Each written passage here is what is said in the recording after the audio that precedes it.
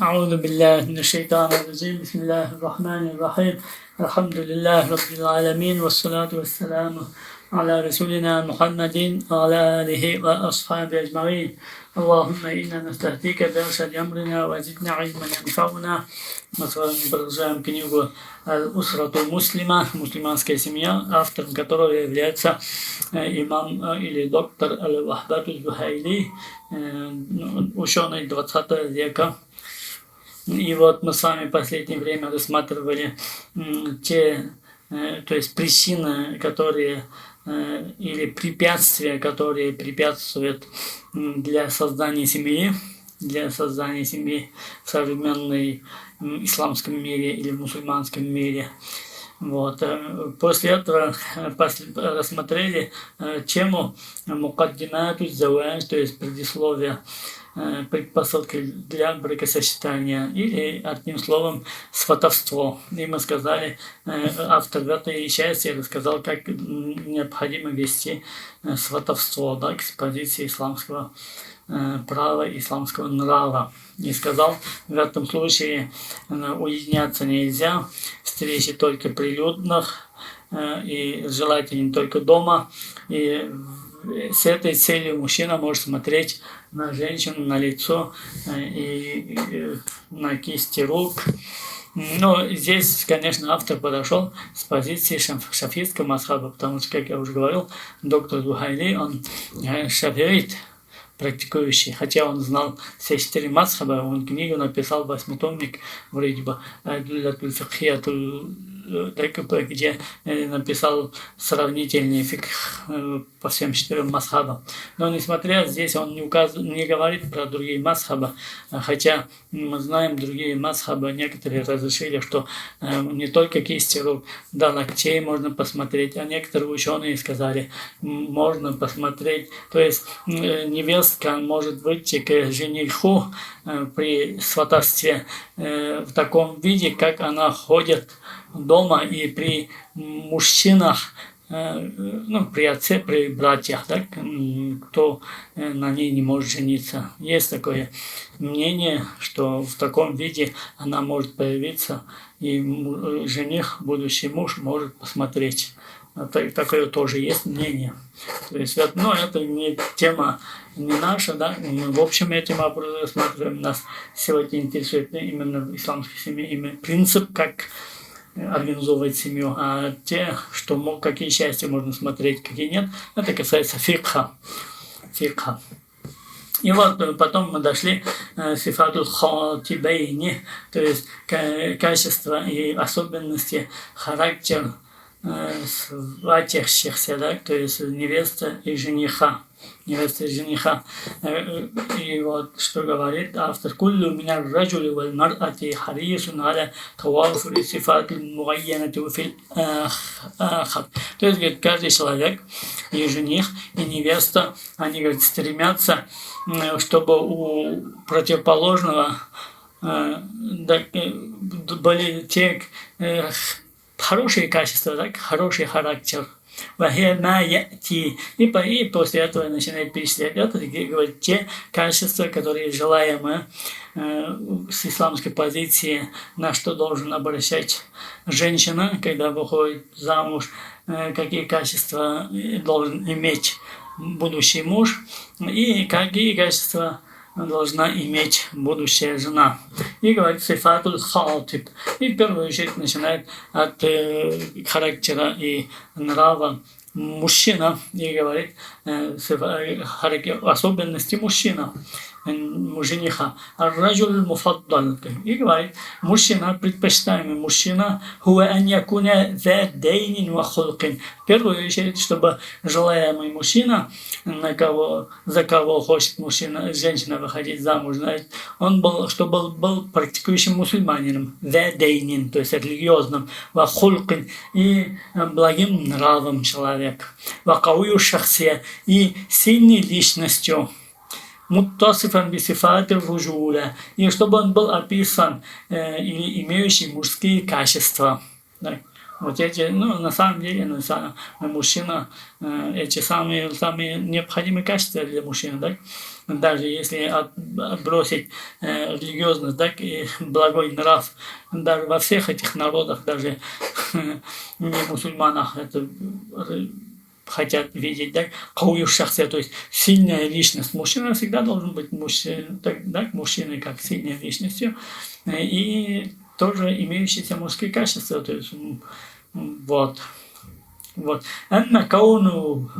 И потом начинает разъяснять. Что касается, говорит, что будущность мужчина, так, жениха, религиозным и благим нравом, فلأن الدين والأخلاق ومخافة الله تعالى, потому что, говорит, религиозность и благой нрав, ومخافة الله تعالى, и боязнь от Аллаха, или страх от Аллаха Всевышнего, وسلوك الحسن, и хорошее поведение, وحسن المعاشرة, وحسن المعاشرة, и хорошее сожительство, самаму аману лилмар'ати фи хадирихи ва мустакбалихи, потому что это гарантия, самам, гарантия для женщины в настоящем и в будущем.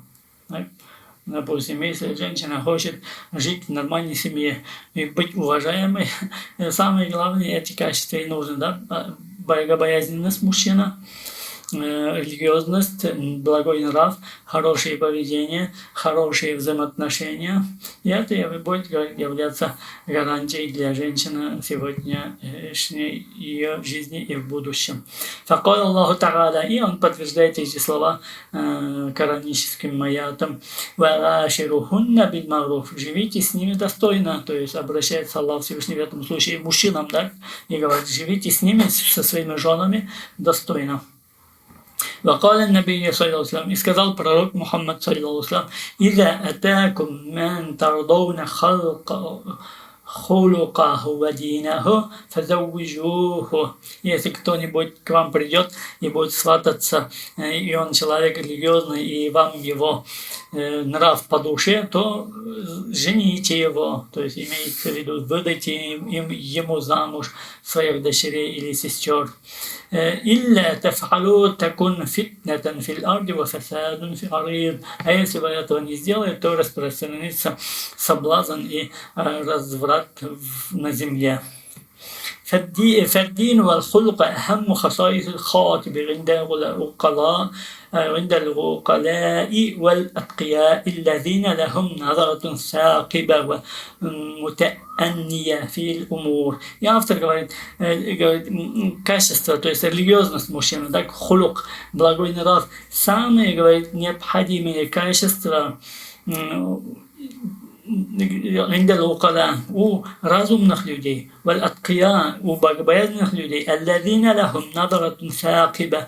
которые, говорит, имеют дальновидность, мутаанния, осмотрительность, фил умур, то есть которые дальновидные и осмотрительные в делах, так? Потому что если человек выдает замуж свою дочь или свою сестру, или свою даже мать, так? Если он выдаст ее за религиозного человека, у него будет больше гарантий, что сестра или дочь или мать будут счастливы, так, чем кому-то выдать замуж какому-то неизвестному пьянице, даже если брать нашу реальность российскую.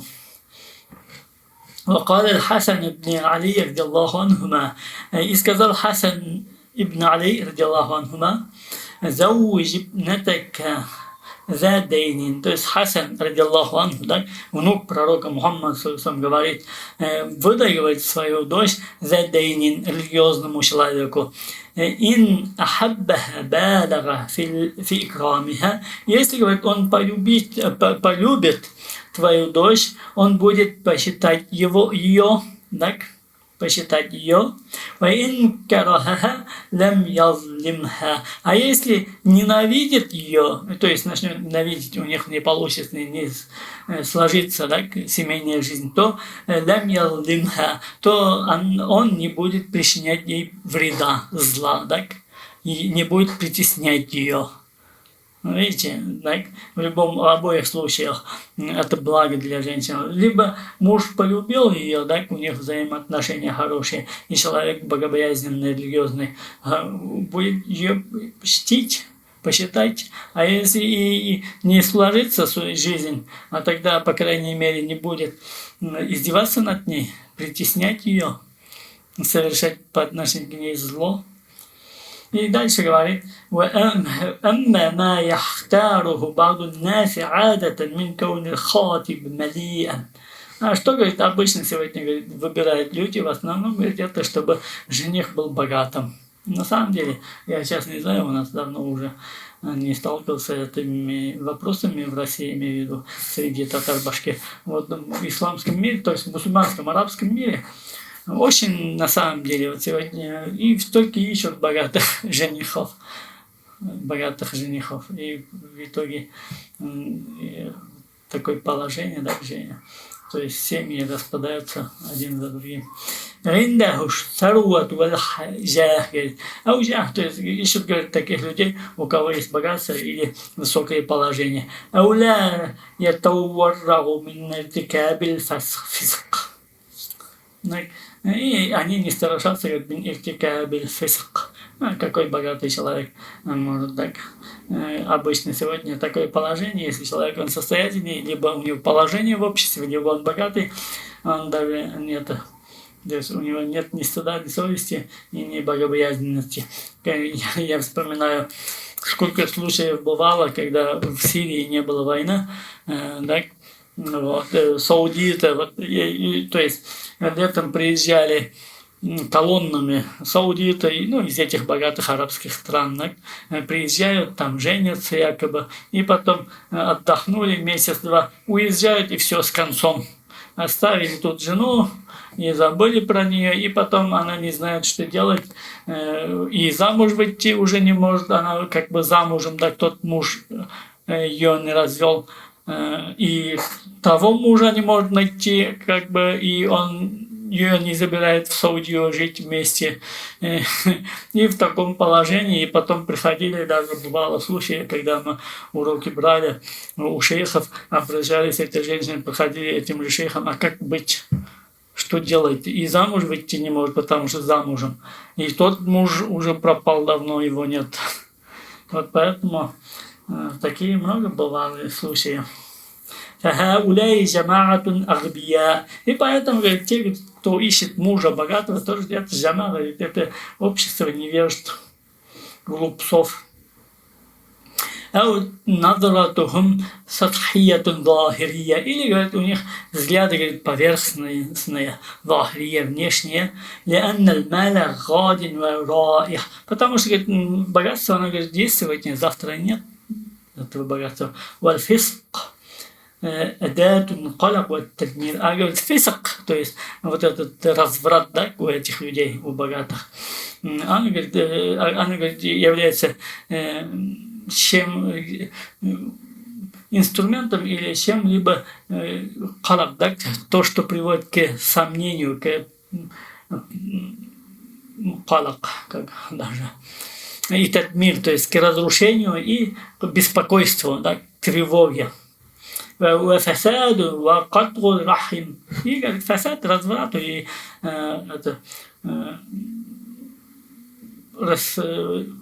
потери связи родственных связей. То есть это что касается, да, жены, мужчина. Вот какие мужчина, надо выбирать мужчин, чтобы у них какие качества были. В первую очередь религиозность, в вторую очередь благой нрав, в третью очередь личность, да, сильная, и в третью очередь, чтобы у него, то есть в четвертую очередь, так, что у него были мужские качества. Хотя, к сожалению, вот сегодня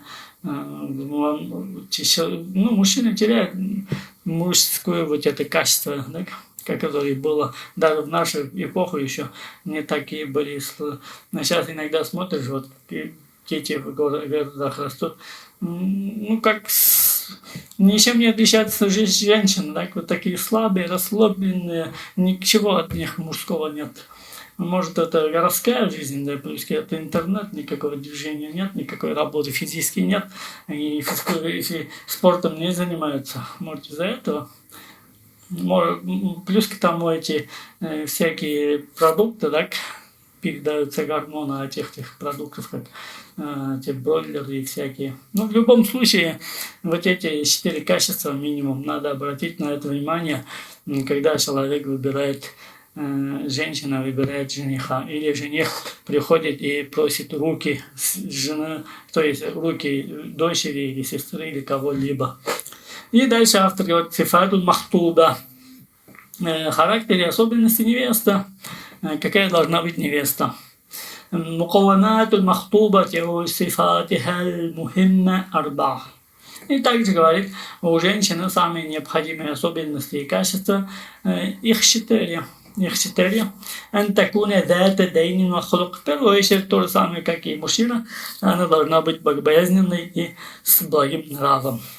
فإن سيئة الطبع والخلق الفاسقة غير المبالية بشؤون الدين تكون مصدر تعب شديد. Потому что, говорит, если женщина попадется фасика, так, развратная, غير مبالية بشؤون الدين, которая не придерживается религиозным ценностям, так, не оставляет религиозные ценности, تكون مصدر تعب شديد. Она, говорит, будет как бы чем-либо, то есть объектом беспокойства только одного, так? К сожалению, опять вспомнил сегодня, спускаюсь, здесь надо в мечеть немножко спускаться, и спускаюсь в мечеть на джумра намаз, а тут рядом с мечетью есть колледж, музыкальный колледж, как у нас говорят, да, колледж музыкальный. И вот там одни развратные девушки и мальчики учатся, парни, да. И вот поднимаются напротив ко мне, я спускаюсь в мечеть, они напротив меня поднимаются, вышли, видимо, из учебы или из экзаменов, и вот поднимаются. Вот эти девушки, им 16, 17, 18 лет максимум, так, вот такого возраста они. Вот все почти раздетые, так, и во рту сигарета. Вот Стамбул, так, вот 100 лет назад, если увидели бы, знали бы 100 лет назад их деда, что будут с их детьми, так, через столетия, они бы, наверное, повесились тогда. Вот 100 лет не прошло, так, центр исламской цивилизации, их внуки, внучки или правнучки, так, таком, даже, может, в Европе такое, я не знаю, творится такое, не творится, так, почти не одетые, и еще я помню, в 80-х годах, когда росли, в их возрасте мальчики, то есть юноши, еще боялись вот так по улице идти курить, так, скрытно курили, кто курил. В 17-18 лет. Ну, после армии там уже, конечно, уже возвращались, какая-то уже в обществе мужском, так? Но до этого, до армии все равно, как это было, какая-то это. А вот поднимаются девушки раздетые и во рту сигареты. И что от них потом брать? Кого они будут рожать? Ну вот, как бы не было, возвращаясь к книге, значит, автор говорит, в первую очередь, невеста должна быть богобоязненным и с благим нравом. Вот. وقد يلجأ الرجل إلى الاستغناء عنها بحجر. И потому что, говорит, если вдруг попадется женщина нерелигиозная, не с благим нравом, то, говорит, это будет объектом проблем, эта женщина, так? И мужчина начнет искать, избегать от нее, так? Будет искать пути обойтись без нее, или будет оставлять, не воспринимать ее, так, домой не приходить, там будет ходить, либо развод, или будет притеснять ее, причинять ей страдания. И сама только в итоге такая, может, конечно, скажет, вот муж у меня плохой, так? Как это сегодня распространено у нас в России, так? И в Уфе, и в Татарстане всякие эти кавычках, как эти психологи, женщина, и все, если какие-то проблемы есть дома, все мужчины у них виноваты, абьюз там, как бы семейное насилие, там всякая чушь, хотя, ну, для чего мы, в принципе, и начали этот урок, да, и переводить эту книгу, чтобы немножко хотя бы показать принципы семейной жизни в исламе. Вот. То есть всегда получится у них мужчина виновата. Мужчина виноват. То есть, Каля Та'аля, ну вот сказал Аллах Всевышний, то есть опять автор приводит довод своим словам. Так?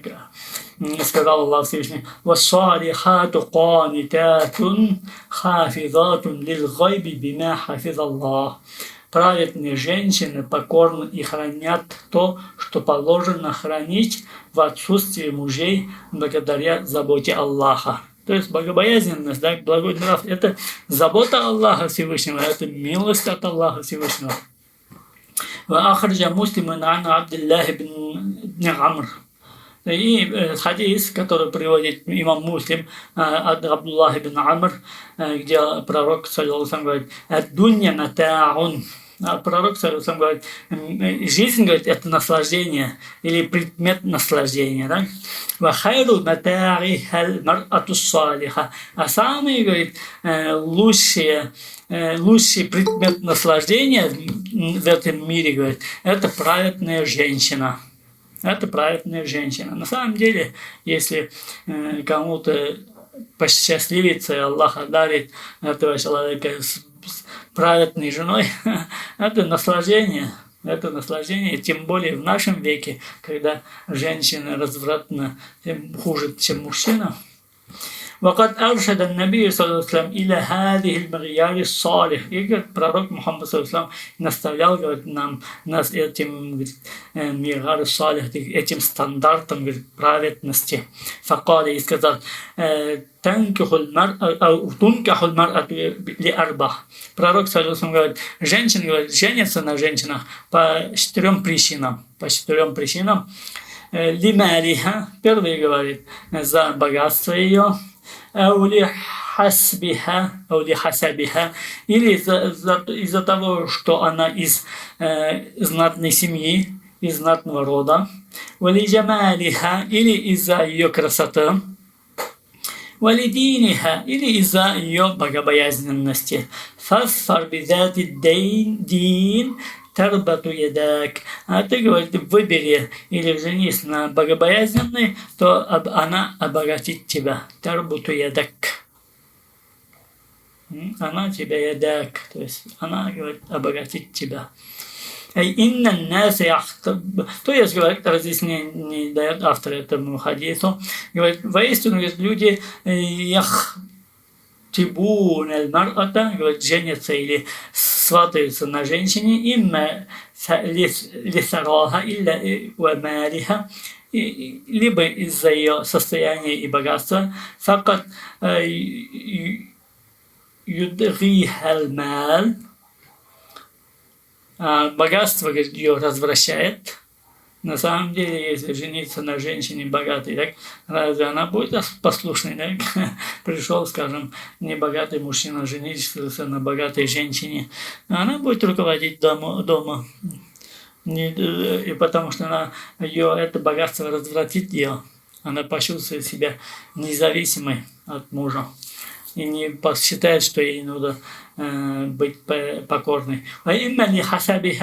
Либо из-за ее родословной. وهو الانتماء لأسرة راقية أو منسوبة تعتز بشرف الآباء والأقارب. Это, говорит, будет человек, это тот мужчина, говорит, будет жениться из-за того, чтобы отнести себя к какой-либо родословной семье, так, какой-то к тому роду, который имеет хорошее положение, хорошую репутацию в обществе. Но опять размыл себя мужчина, скажем так, если он отнести себя будет к роду жены. Ну, какой это мужчина? Мужчина всегда мужчина, поэтому всегда он у него выше и ближе к нему его род, а не чужой род. Вот. ярдиха ва юқируха. Или, говорит, либо из-за красоты женщина, говорит, красота только погубит ее и приведет ее к гибели или будет причиной страдания его. وإما لدينها, либо, говорит, женится за ее богобоязненность, за религиозность.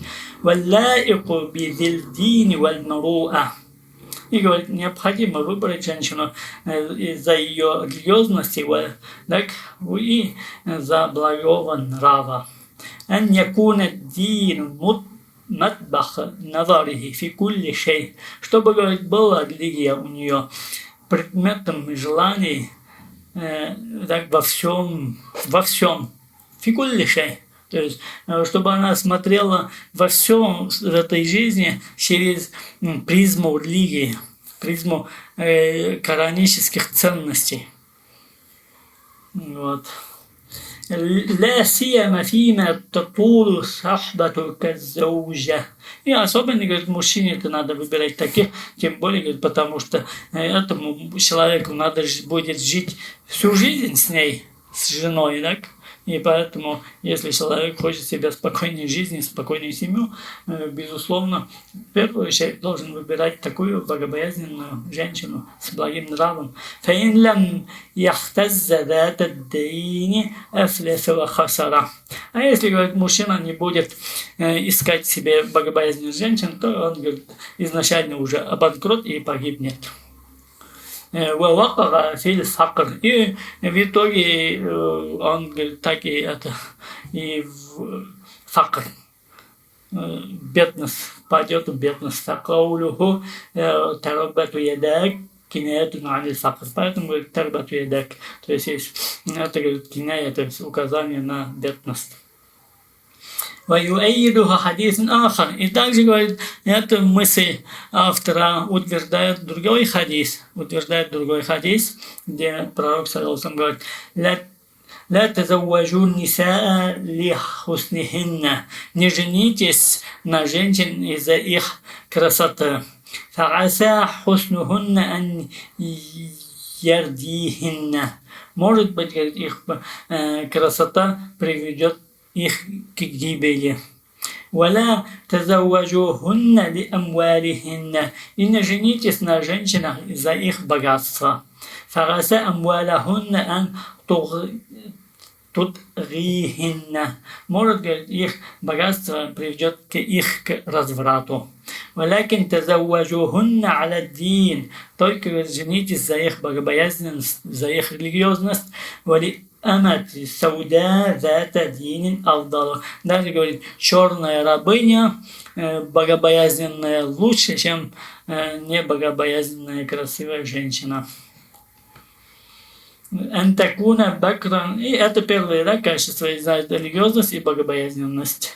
И благой нрав. Первое. Второе, говорит, надо постараться найти жену, чтобы она была бикран, да, то есть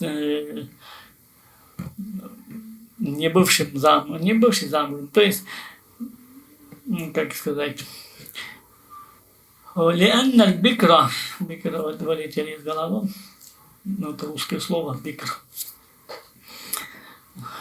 Девственница. Да, девственница, правильно. Должна быть девственницей, это главное тоже. Почему? Лянна бикра аржали инджаб. Потому что пророк сам говорил, да, и хадис потом приведет, что она, говорит, будет, то есть у нее будет стремление больше рожать детей. Да? Хотя, конечно, у нас, может, это имеется в виду в мусульманском сообществе. И желание у мужчины по отношению к девственницам лучше, так больше, чем какой-либо вдове или уже имеющие отношения с мужчинами. И согласие между ними будет больше. На самом деле, если женщина, не попробовавшая мужчину, да, не познавшая мужчину, выйдет замуж, конечно, у них будет согласие лучше, потому что она не знает другого. Так. А когда она знает уже другого, это уже другое дело. Вот. عن جابر أن النبي صلى الله عليه وسلم قال от Джабир ибн Абдуллах, наверное, имеется в виду здесь, ради Аллаху анху, сахаби, так, сказал ему пророк Мухаммад саллаллаху алейхи ва саллям: «Я Джабир, тазавважта бикран ау сайиба». О, Джабир, женился на девственнице или на вдове, или которая была замужем? Каля сайибан. И Джабир ответил: я, говорит, женился на этой, на бывшей замужем, на разведенной. Факаля, и сказал пророк. У нас Башир Татаров пословица есть: соқыр болса қыз яқшы, урауға юл яқшы деген. Да. Вот. И дальше пророк говорит: факаля халла тазавважта бикран тала'абаха ва тала'абак. И лучше бы, говорит, женился на девственнице, то, говорит, ты бы с ней игрался, и она бы с тобой игралась. Так, шутила, забавлялась.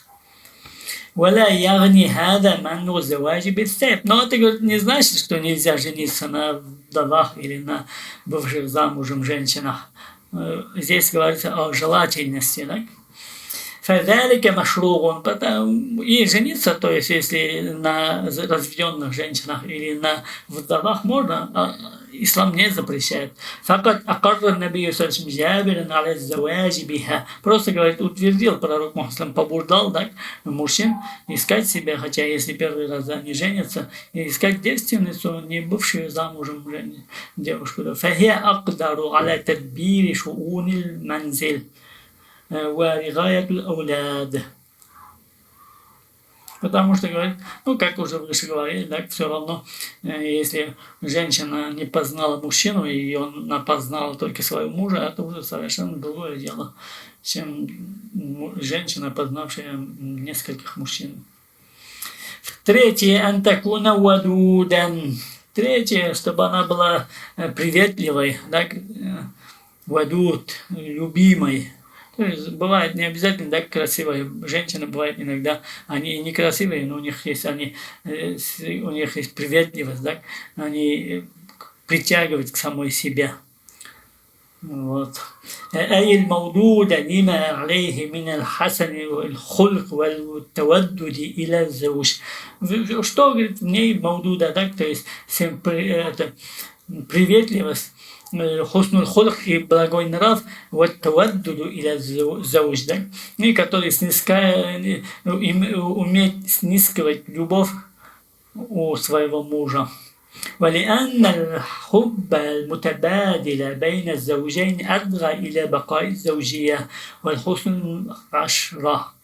Потому что, говорит, любовь, говорит, взаимная любовь, так, взаимное уважение между мужчиной и женщиной, это, говорит, это гарант долгой семейной жизни и причина хороших взаимоотношений. Вуджуд инджаб. И в то же время, говорит, это вуджуд инджаб. То есть, если между мужчиной и женщиной взаимоотношения хорошие, семья сильная, и детей рожать, у них будет желание больше.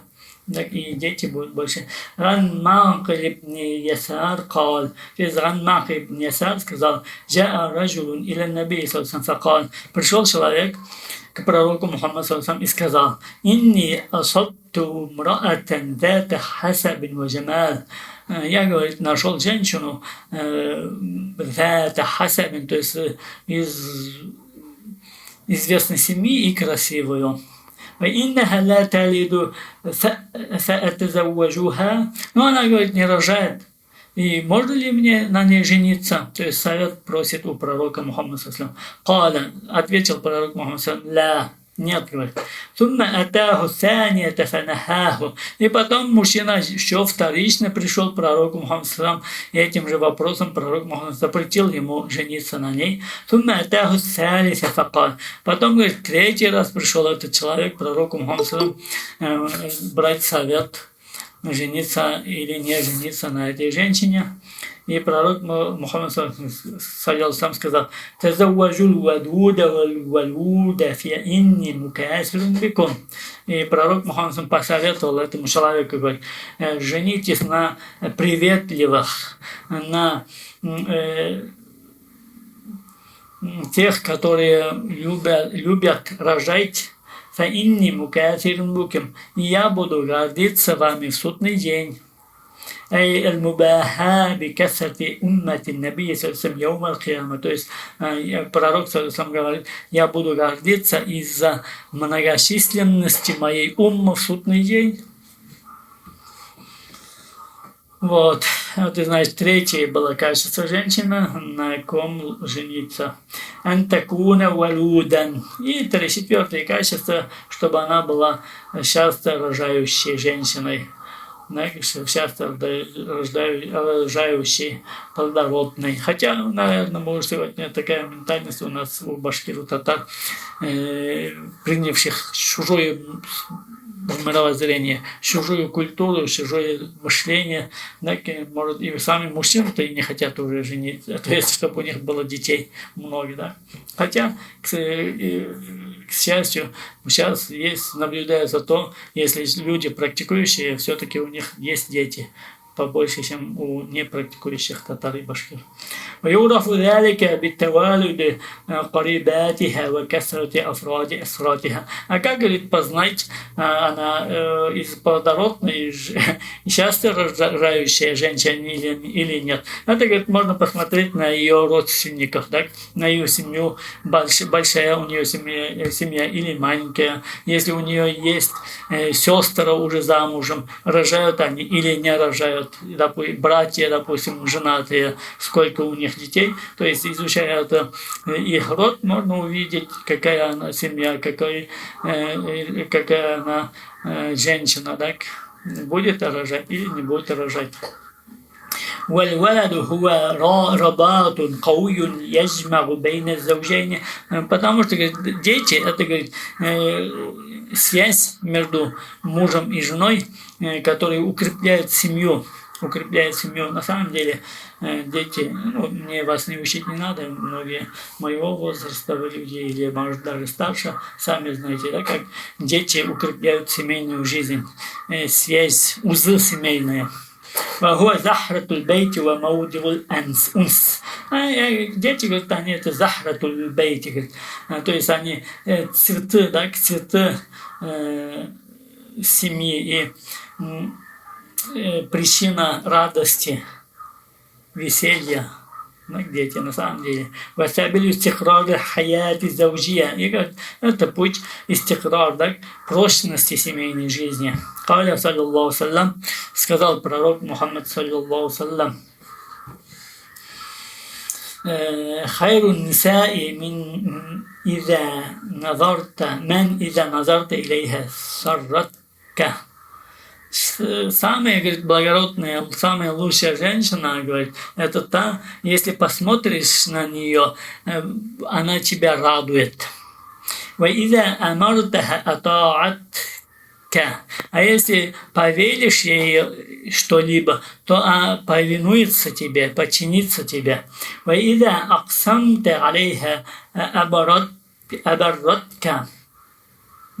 если скажешь или поклянешься ей, да, то, говорит, она поверит тебе. Да, то есть она поверит твоим словам, имеет в виду здесь. А если, говорит, ты то есть будешь отсутствовать, говорит, по какой-либо причине, то она, говорит, хафизатка фи нафсиха ва малика. Она будет, говорит, хранить тебя в себе, то есть имеет в виду хранить твою честь, да, и твое имущество. То, что сегодня особенно необходимо, да, мужчинам, которые ездят на вахту в Сибири, работают. Много, я знаю, мужчин с молодости женились и всю жизнь почти проработали в Сибири на вахте, да, и почти 70% из них жены изменили и в итоге развелись не состоялись как семьи, к сожалению. Так, вот. Я имею в виду свой регион, Тачлинский, и вот Аскинский, Балташский район, и мне они более знакомы, я там ездил часто к своим родственникам, поэтому знаю ситуацию в этих регионах, к сожалению, так вот. Поэтому, если женщина, она богобоязненная, она будет хранить честь мужа и имущество мужа, куда бы он ни поехал, где бы он ни был. Вот тема, значит, это мы то, что прошли, тема, да, какие качества должны быть у мужчины и какое качество надо желать у мужчины женщинам, которые хотят выйти замуж.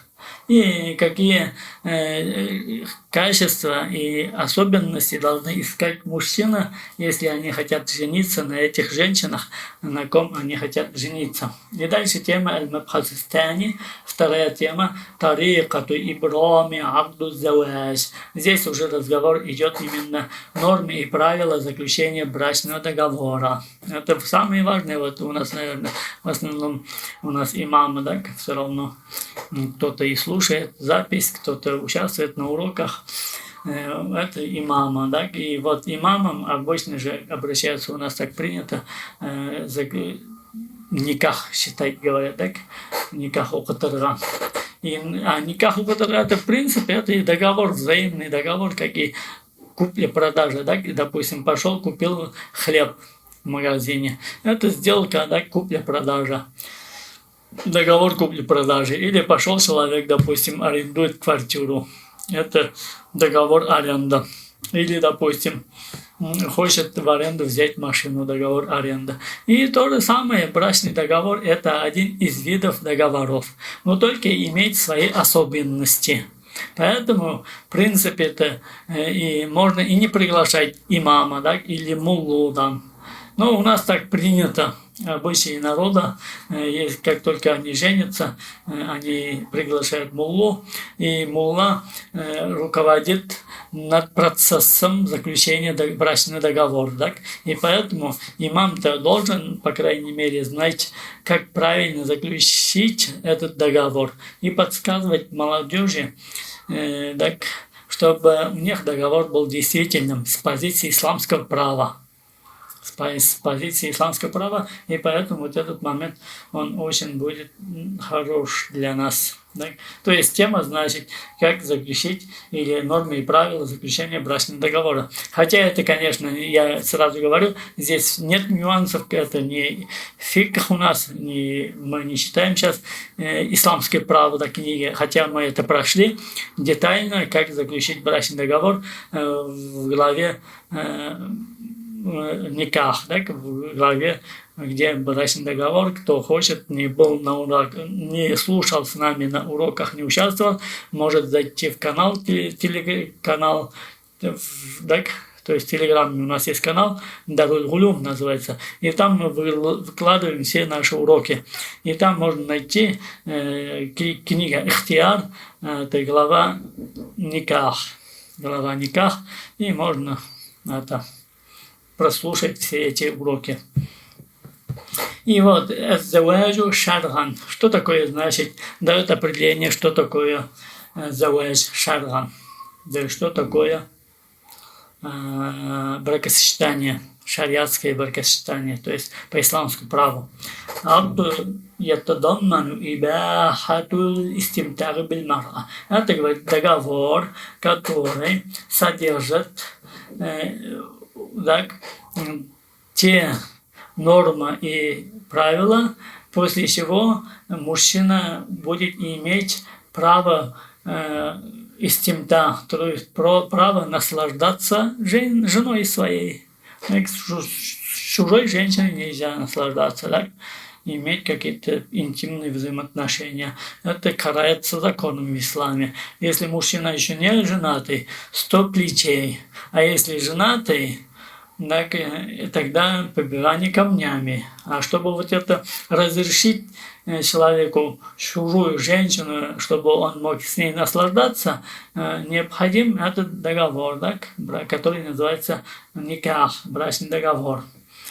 إذا كانت эжнабиятан анир раджул, то есть, чтобы говорить, ну, с условием, с кем человек заключает брачный договор, эта женщина должна быть эжнабия, то есть она должна быть чужой, а не родная, да, не сестра, там, не мать, не дочь, не внучка, там, скажем, или не тетя. غير محرم عليه بنسب أو رضاع أو مصاهرة. Чтобы, говорит, эта женщина не была запретной ему по причине, 3 причины у нас запретности. Либо родственные связи, либо родство по кормлению, так, молочное родство, как говорится, или родство брачное родство, да, то есть вступление в родственные отношения путем брака.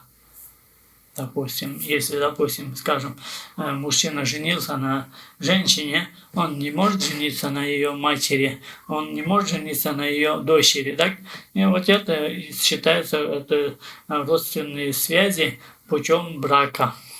Вот, значит, 3 причины у нас, когда мужчине становится женщина запретной для заключения брачного договора. Либо родственная причина, родственные связи, либо молочное родство, либо родство по браку. И вот, وَيَنَعْقِدُ شَرْعًا وَعَادَةً بِحُضُورِ وَلِيِّ الْمَرْأَةِ وَشَاهِدَيْنِ عَادْلَيْنِ.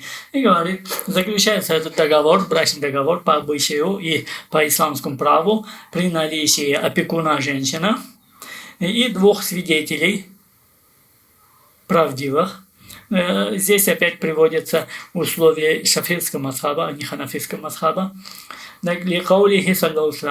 Исходя из слов пророка Мухаммада. Ну, если отойти, если у нас есть имамы, да, чтобы знать, то есть здесь говорит, брачный договор заключается в тех случаях, да, при наличии опекуна женщина и 2 свидетелей правдивых, адлейни, да, справедливых. Вот. Но по ханафитскому мазхабу может женщина заключить брачный договор без отсутствия опекуна, с условием, что она совершеннолетняя и благоразумная. И свидетели не обязательно, чтобы они были справедливыми по ханафитскому мазхабу. Вот 2 момента можно указать. Чем отличается в этом вопросе ханафитский мазхаб от шафиритского. Или каулихи саллаллаху, то есть почему так сказали шафириты, у них довод, да, слова пророка Мухаммада саллаллаху ла никаха илля бивалин ва шахидей адлин.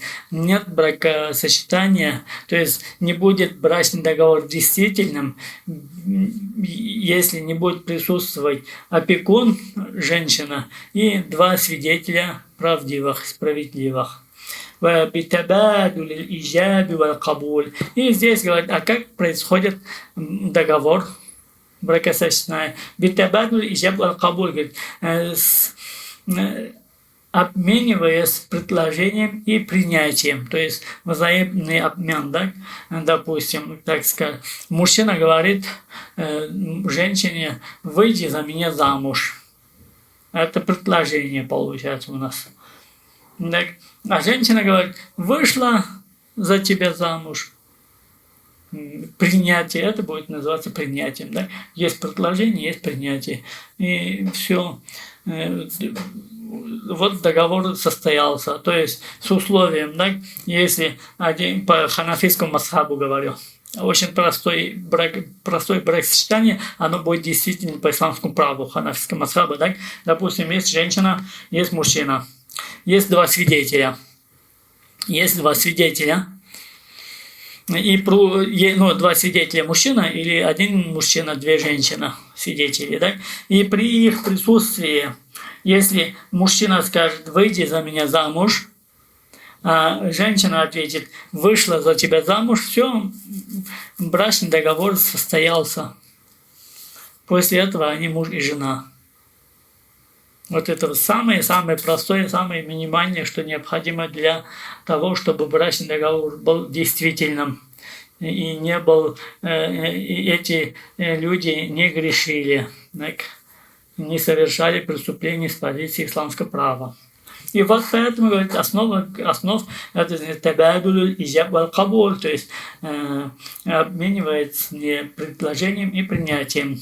Бисигатихи туфиду та'бид гайри та'кид. Но с условием, что у них при вот это сига, да, выражение указывали не на временный брак, а на постоянство. Так, если скажут, женюсь на тебе, на год, скажут, или там, как бы, за время, месяц, или там год, или 2 года, или там 5 лет, или 10 лет, так, есть указание времени какой-либо, это не будет брачным договором. У нас временный брак запрещен по всем суннитским школам. Только шииты разрешили такой вид бракосочетания. Поэтому, говорит, условие, чтобы выражение при предложении, так и принятии предложения, сыга, форма должна быть постоянной, то есть вечной, не указывающей на время. بيواجه كل منهما الآخر فلا يصح بالهاتف ونحوه. И тут надо, вот указал автор очень хорошо на один момент. Нельзя жениться через телефон или что-либо. كأن يقول الرجل بنفسه أو بتلقين عالم. А говорит, то, что касается, говорит, самого процесса, так, человек, если знает, его опыт есть, так, изучал исламское право, говорит, может человек сам это сделать, но если нет, то через знающего человека, как у нас принято, да, приглашает имама, муллу, и мулла руководит этим процессом заключения брачного договора, говорит, ты делай, скажи то-то, мужчине говорит, да, и потом женщине говорит, ты скажи то-то, и учат. Говорит, и этот вариант тоже подходит. То есть, либо они сами хорошо знают исламское право и как правильно заключить брачный договор, а если нет, то приглашают третьего человека, как обычно у нас принято, муллу или имама, или другого кого-либо авторитетного знающего человека, и тот он учит, как правильно заключить брачный договор. И пример приводит здесь, какие должны быть формы выражения, так? Форма выражения при заключении брачного договора. Говорит, «Зауджини нафсаки аля махрин кадруху каза». То есть мужчина должен сказать, «Зауджини, выйди за меня замуж за определенный махр». И называет количество махра, так? Размер махра. وَتَقُولُ الْمَرْأَةُ بَالِغَةُ الرَّاشِدَةُ. И говорит женщина, если она совершеннолетняя и благоразумная. غَمَلًا بِمَذْهَبِ الْحَنَفِيَّةِ. Это по ханафийскому масхабу. То есть мужчина говорит, выйди за меня замуж за определенный махр. И называет махр. А женщина отвечает ему, так, если она благоразумная и совершеннолетняя, «Кабильту» приняла, то есть приняла твое предложение. «Ау якулу или валиюха». Или говорит опекун ее. Если не она, то чтобы соответствовало другим масхабам, то, да, если этого хотим, то опекун может сказать «Кабильту ан муаккиляти фуляна». А опекун должен сказать «принял предложение, будучи уполномоченным от того-то, того-то», и называет имя женщины, которая выходит замуж. أو يقول الولي, или скажет زوجتك ابنتي أو أختي فلانة على كتاب الله وسنة, или скажет опекун, женил тебя на дочери или на сестре, и скажет имя, على كتاب الله وسنة رسوله, на книге Аллаха и на сунне пророка Мухаммад ﷺ. وعلى مهر معجل قدره كذا. И за махр с авансом. У нас два вида махра. Так? Один называется муаджал, который дают во время бракосочетания, а другой называется муаджал, то есть отсроченный, который дает уже потом муж в любое время, пока они живут совместно. Кадру когда и указывает, то есть, допустим, говорит, я выдал тебе замуж свою дочь по имени, скажем, Фатима, так, за такой-то махр, допустим, с авансом, скажем, 10 тысяч долларов, скажем, а муахар, так, отсроченный, допустим, 5 тысяч долларов, или наоборот, ну, в принципе, как бы не было. Вот так. Валлаху аля ма акулю вакиль. И скажет, Аллах говорит, свидетель, что я говорю.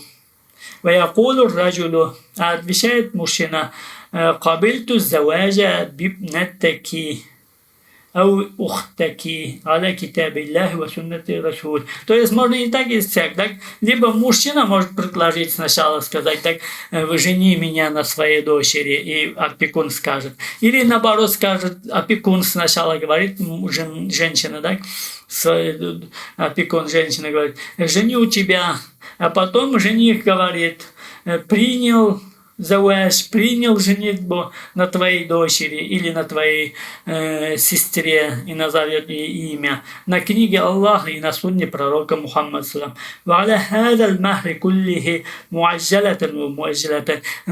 и на таком махре общем, скажет, столько с авансом, столько с отсрочкой.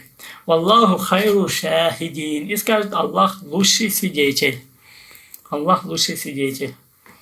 И вот это примерно вот как нужно вести. Это основа основ брачного договора. وإذا تم الزواج بحضور الولي وهو الواجب شرعا عند أغلب العلماء. А если, говорит, заключили брачный договор и тем самым, говорит, при присутствии опекуна, это, говорит, ваджиб, это необходимо, по мнению большинства ученых. По мнению большинства ученых, да, кроме ханафитов, да, шафииты и ханбалиты и маликиты говорят, опекун обязан присутствовать при заключении брачного договора. Ну, кроме ханафитов. Ясунна айдан исти'занул бинти ва исти'зану валидатиха. И каулихи саллаллаху. Также, говорит, является сунной брать разрешение у дочери или у женщины, которая выходит замуж, и у ее матери. Ликаулихи саллаллаху, исходя из слов пророка Мухаммада саллаллаху алейхи ва саллям, амирун ниса фи банатихинна. То есть пророк саллаллаху говорит, советуйтесь с женщинами по отношению к их дочерей, то есть по отношению, когда выдаете их замуж. То есть отец не должен так поступить, так? Вот пришел там, кто-то просит руки дочери, взял и без совета с женой там все выдал замуж свою дочь. Нет, надо подойти с позиции исламского права и соблюдать все сунны пророка Мухаммада саллаллаху алейхи ва саллям. А пророк саллаллаху говорит, амирун ниса фи банатихинна. Советуйтесь с матерями дочерей, если вы их выдаете замуж. Шауругунна фи тазвиджи банатихинна. То есть, говорит, советуйтесь с ними, когда вы даете их дочерей замуж. Ляннаху адра лил ульфати ва атьябу линнафси. Потому что она говорит, то есть совет с матерью этой женщины, да, которая выходит замуж, больше всего вызывает, то есть адра лил ульфа, да, то есть проявлять любовь, хорошие взаимоотношения. И также как бы оно приятно душе, да, к матери, потому что она же воспитала ее сколько лет, так, а тут отдает ее замуж и даже не советуется с той женщиной, которая воспитала ее. Потому что, говорит, дочери, они, говорит, всегда склонны к матерям, да, к не отцам. Это редкость. Матери, то есть дочери склонны к отцам, да, к слову, я сам своих двоих воспитал дочерей, да, и знаю, что они всегда склонны к своим матерям, чем к отцам. وَلِأَنَّ رِضَى الْبِنْتِ وَأُمِّهَا يحقق مبدأ الحرية والكرامة والمساواة. Потом, говорит, рида, согласие, говорит, дочери, то есть да, женщина, которую выдает замуж, да, ее матери, это, говорит, она, говорит, реализует, так, осуществляет мабда аль-хуррия, принципы свободы, да, женщина, карама, уважение ее, валь-мусава и равенство ее. وتمنع المرأة المكرهة على الزواج عن حق الخيار. И если, говорит, не спрашивать, то, говорит, оно становится препятствием, так, аль-марту мукриха, то есть женщина будет вынужденной, мукриха, выданный замуж без ее воли, так, и не будет у нее выбора. И этого нельзя делать. Ган ибн Аббас анна жарията бакрин бикран это Расулуллах саллаллаху. То есть на это указывает, что нужно брать разрешение, то есть спросить согласие дочери, когда выдают замуж. На это указывает хадис, который приводит от Абдуллаха ибн Аббас, радиллаху анху, говорит: «Жария бакран это Расулуллах саллаллаху». То есть дочь Бакра пришел к пророку Мухаммаду саллаллаху алейхи ва саллям, и сказала, что отец ее выдал замуж, и она не хочет выйти замуж, они порицают этот брачный договор. А пророк Мухаммад разрешил ей выбор. То есть сказал: хочешь выйди, хочешь не выходи замуж, если это тебе противно и нет желания. То есть хайяраха, дал ей выбор. И вот здесь, если остановимся, иншаллах, с этого места дальше продолжим следующее.